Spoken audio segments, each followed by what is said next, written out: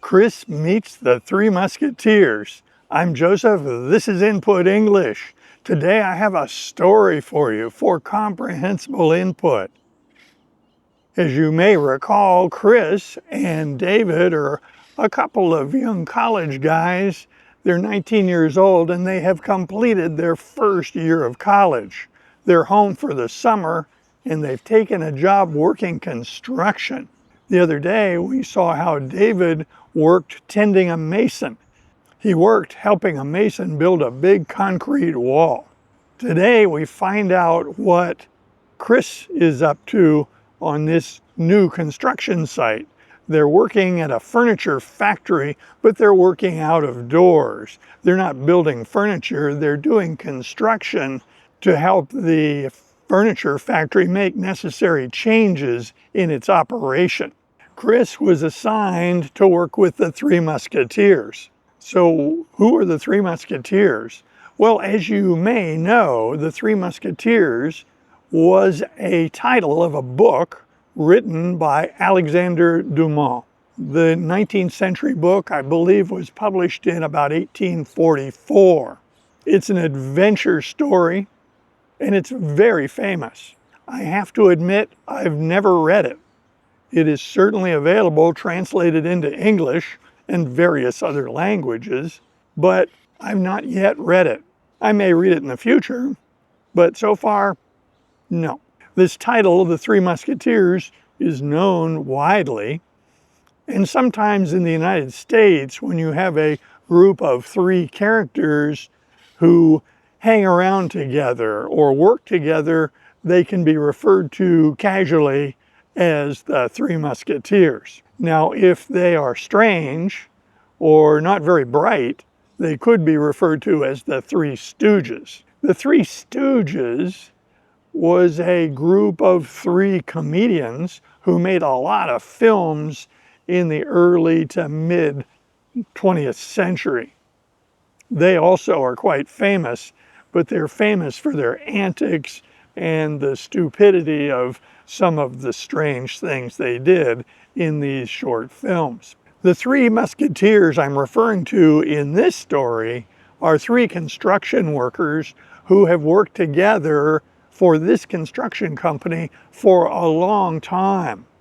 The management and the foreman have discerned that they work very well together. They're very compatible and they help each other, so they're frequently assigned together. This has been going on for years. The three fellows, who are called the Three Musketeers, actually refer to themselves with that name. They think it's clever. So who are these three guys, and why is Chris assigned to work with them? On the day that he arrived, Chris did not know anything about these three fellows. He didn't know they were called the Three Musketeers. He was just going to work at a construction site because that was his summer job. When he arrived, it was explained to him that they would be working demolishing a slab, but also the footer on the edge of the slab, which is very thick and deep. The previous week, they had brought in a slab saw that is a very large saw with a large blade and a diamond surface. This saw works to cut concrete slabs and works with water streaming onto the blade to cool it. They had cut this slab, isolating the part that was going to be kept from the part that would be demolished. These four guys would be demolishing this slab. They had a trailer parked near the slab, but this was no ordinary trailer. This was an air compressor.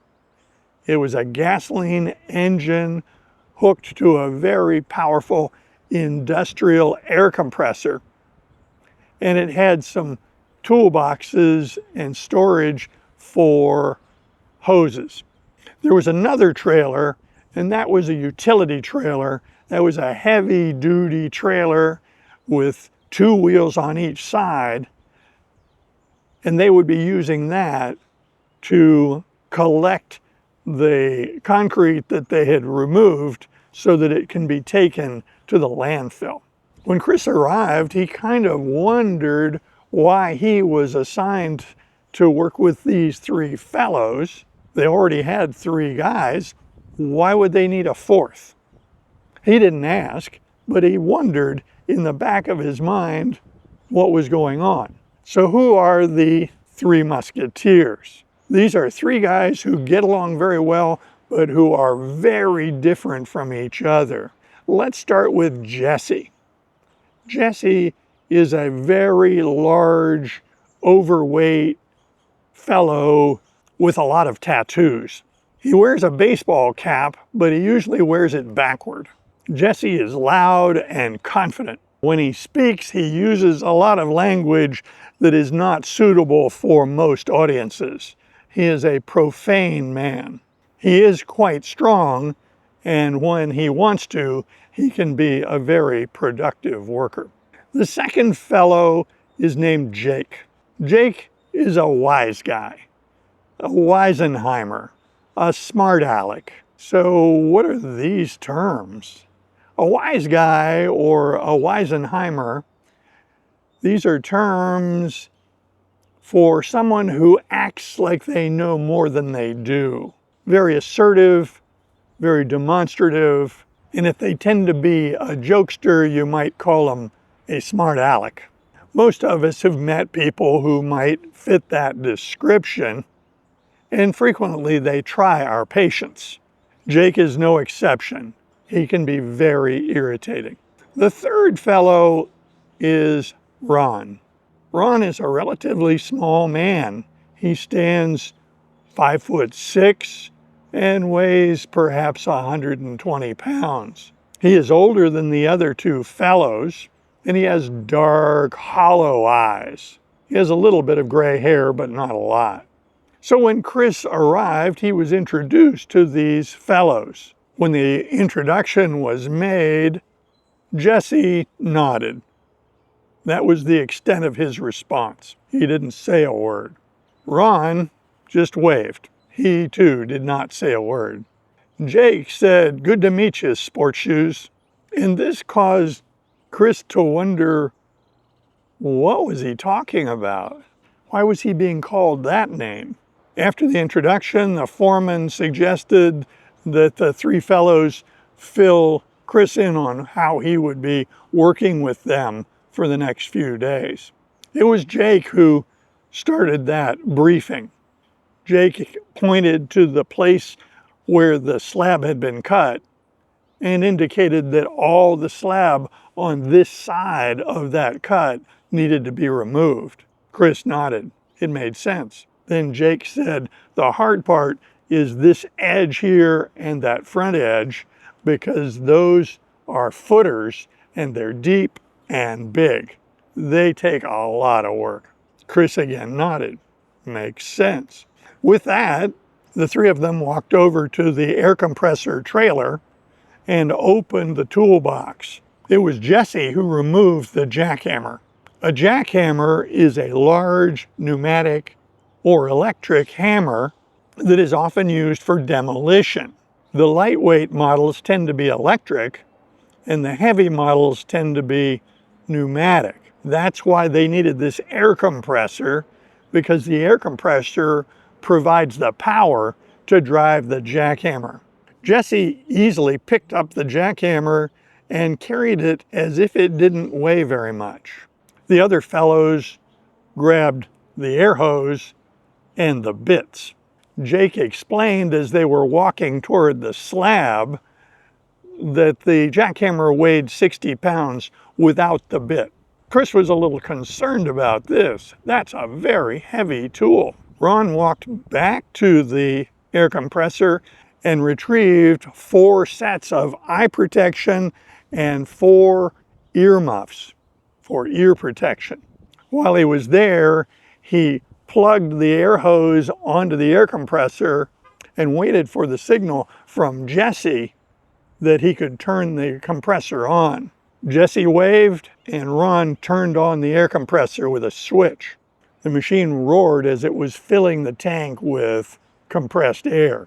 They positioned themselves at the edge of the slab, which had already been partially demolished. They had done a little bit of work on this the previous week.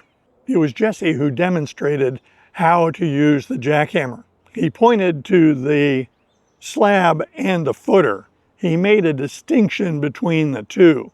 Talking directly to Chris, he said that if you drive the bit straight into the footer, you can get it stuck. So you have to stay closer to the edge so that you can break off pieces. He said, don't go for a home run with this because you'll just get the bit stuck. It'll get driven into the footing, into this big block of hard concrete, and you won't be able to get it out. Then you have to use one of the other bits to try to dig it out. But we only have 3 of these point bits to do this work. So don't be the guy who gets all 3 bits stuck in the footing. Chris seemed to understand, but expected that this will become more clear as the day goes on. He made a mental note, don't get 3 bits stuck. So far, he's never seen a bit stuck, so it is somewhat theoretical for him. Jesse took the first turn on the jackhammer. He positioned the bit several inches back from the edge and squeezed the trigger. The machine made an incredible roar. It was very loud, and it kicked up some dust. The air coming out of the jackhammer produced a little cloud of dust. Chris could see that the jackhammer was driving the bit into the concrete and wondering if it was going to get stuck. It was right about then that the piece that had been isolated by that bit broke off. With that, the jackhammer plunged and Jesse had to pull it back up and position it back up on the footer. Chris was thinking, this is going to be back-breaking work. Jesse worked in this fashion for quite some time, and he used that jackhammer to nibble away large chunks of the footer. Each time he had to lift the hammer and position it back up on the footing. As this was going on, Jesse became redder and sweatier. The other fellows were standing there. Ron had a pick, and Jake had a tool he called a digger. After a while, Jesse paused, and the other fellows went to work with their tools.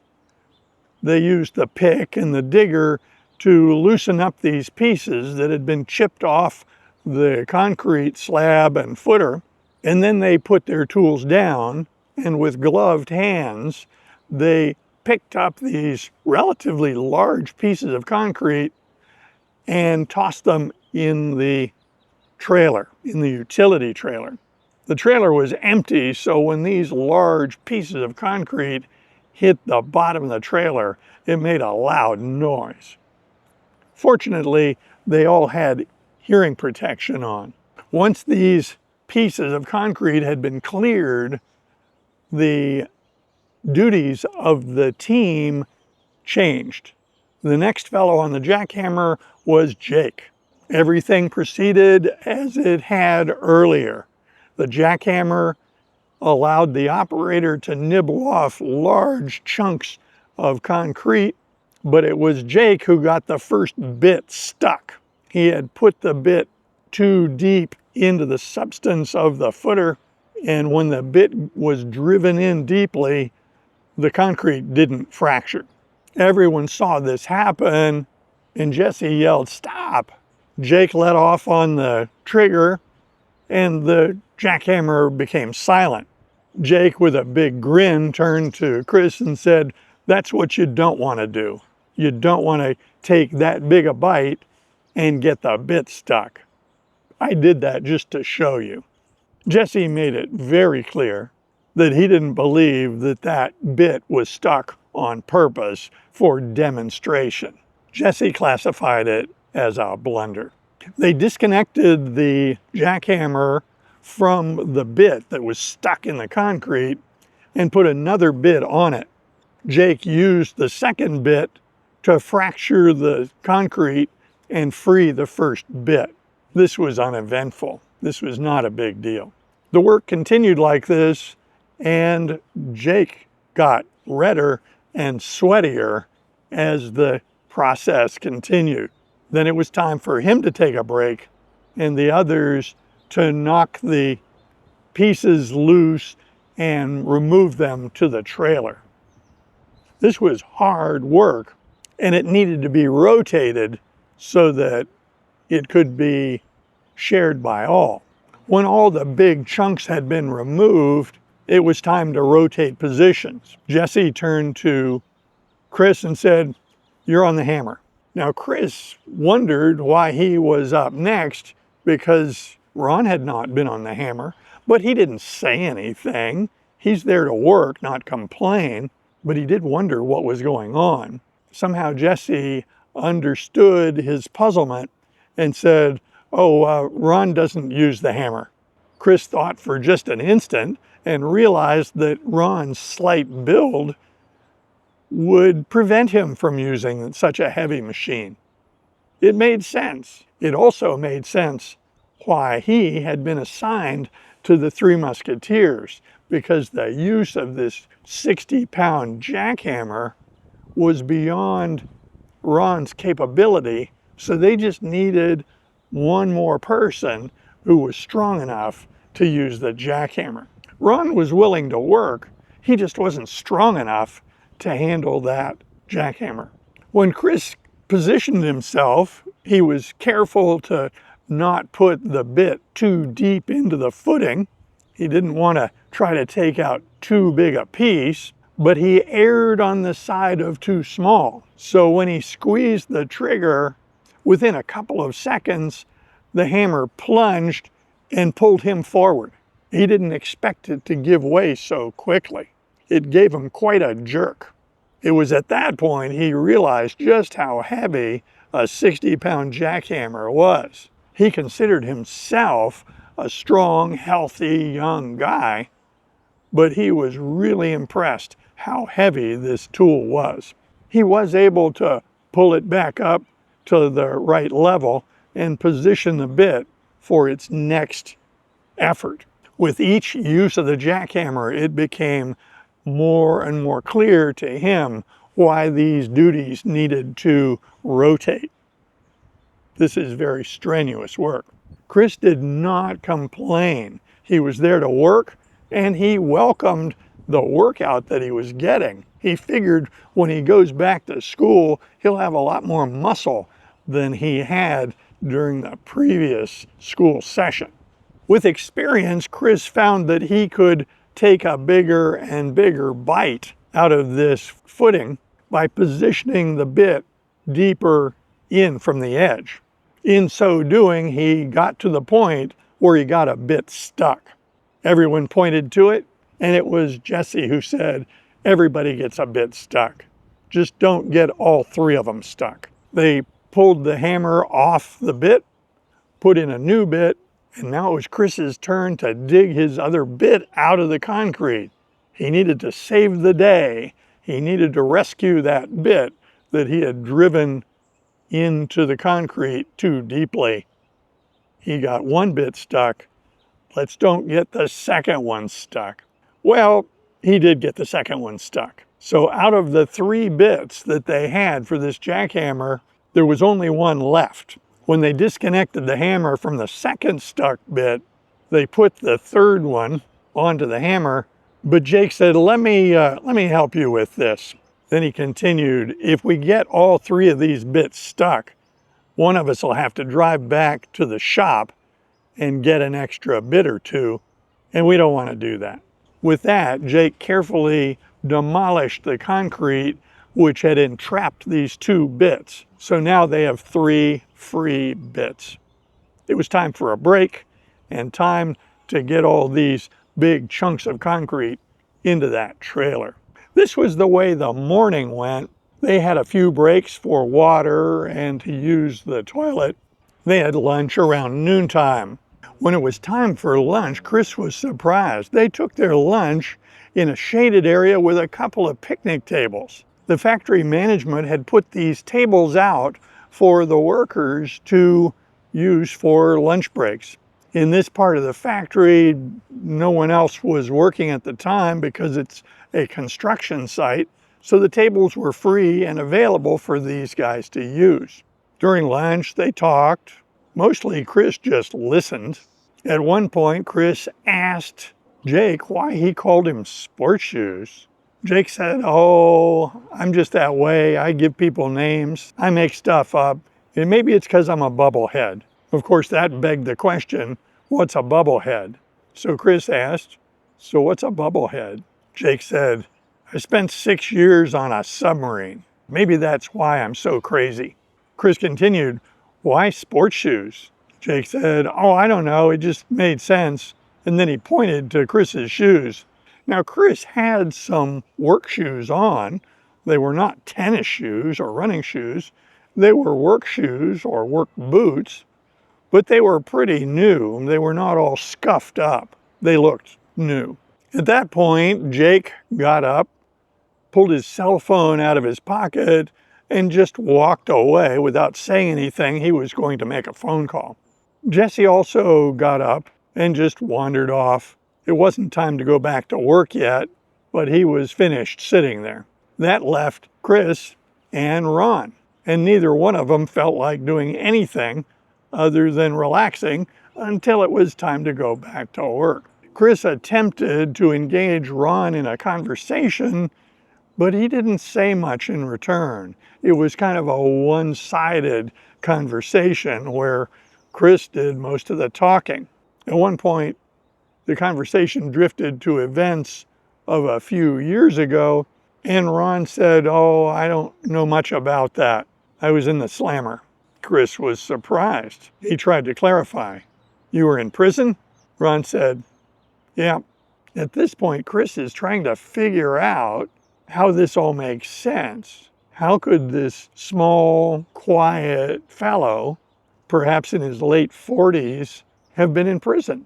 So not knowing any better, he said, "Why?" Perhaps most of us wouldn't have pried into the private business of someone that we didn't know very well, but Chris was very curious, and so he just asked the simple question, "Why? Why were you in prison?" Ron, without any hesitation, said, "Oh, I killed a guy." Again, Chris was very surprised. It just didn't match. It didn't make any sense. But he was able to conceal his surprise. He also thought it was wise to stop asking questions like this of a fellow who just came out of prison a few years ago for homicide. He didn't think that Ron was a violent kind of a guy, but this was quite the revelation that he was imprisoned for many years for a homicide. That was the end of that line of questioning. Chris had asked one too many questions and regretted prying into Ron's business. He never mentioned that topic again. The afternoon was much like the morning, except hotter. The time on the hammer was shorter because of the heat. They were working in direct sun. There was no way to get any shade. They drank a lot of water, and they all worked very hard. Ron worked hard, he just didn't work on the jackhammer. Given the size of this slab and the pace at which it is being demolished, Chris figures that he'll be working with the Three Musketeers all 3 days he's at this job site, maybe even longer. Chris and David had quite a lot to talk about on their drive home after work. I invite comments below, and if you like videos like this, be sure to click on this one next. See you soon.